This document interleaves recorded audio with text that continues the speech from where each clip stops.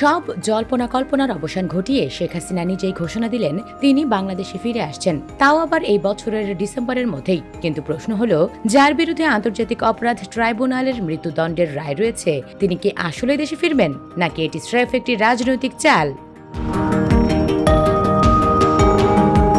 সম্প্রতি আন্তর্জাতিক সংবাদ মাধ্যম রয়টার্সকে দেওয়া এক বিশেষ সাক্ষাৎকারে শেখ হাসিনা নিজেই এই টাইমলাইন দিয়েছেন। তিনি বলেছেন, তিনি এবং আওয়ামী লীগের অন্যান্য নির্বাসিত নেতারা ডিসেম্বরের মধ্যে স্বেচ্ছায় দেশে ফিরে আদালতে আত্মসমর্পণ করতে চান। তিনি স্পষ্ট করে বলেছেন, ওরা আমাকে গ্রেফতার করতে পারে, এমনকি মেরেও ফেলতে পারে, তাও আমাকে যেতেই হবে। আমার বাবার রক্ত এই মাটিতে মিশে আছে।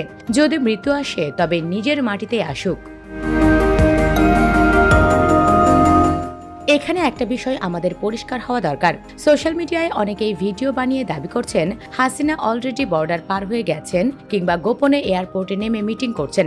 এগুলো কিন্তু 100% গুজব এবং মিথ্যা। শেখ হাসিনা এখনো ভারতের দিল্লিতেই অবস্থান করছেন। কিন্তু শেখ হাসিনা চাইলেই কি দেশে ফিরতে পারবেন? বর্তমান সরকারের পররাষ্ট্র প্রতিমন্ত্রী শামা ওবায়েদ সাফ জানিয়ে দিয়েছেন, আইন অনুযায়ী শেখ হাসিনার আর আদালতে আত্মসমর্পণ করার কোনো সুযোগ নেই। যেহেতু উনার ফাঁসির রায় অলরেডি হয়ে গেছে, তাই তিনি বাংলাদেশে পা রাখা মাত্রই তাকে সরাসরি গ্রেফতার করা হবে। রাজনৈতিক বিশ্লেষকরা মনে করছেন, শেখ হাসিনার এই ঘোষণা আসলে ঝিমিয়ে পড়া আওয়ামী লীগ নেতাকর্মীদের চাঙ্গা করার একটি রাজনৈতিক কৌশল বা স্ট্যান্ড। বাস্তবে এই আইনি জটিলতা পেরিয়ে উনার দেশে ফেরাটা অত্যন্ত কঠিন। সুতরাং শেখ হাসিনা ডিসেম্বরে দেশে ফেরার ইচ্ছা প্রকাশ করেছেন, এটি শতভাগ সত্যি। কিন্তু তিনি অলরেডি চলে এসেছেন বা বীরের বেশে ক্ষমতায় ফিরছেন, এমন দাবিগুলো সম্পূর্ণ গুজব। এখন দেখার বিষয়, ডিসেম্বরে আসলে কি ঘটে। US Bengal Bangladesh report.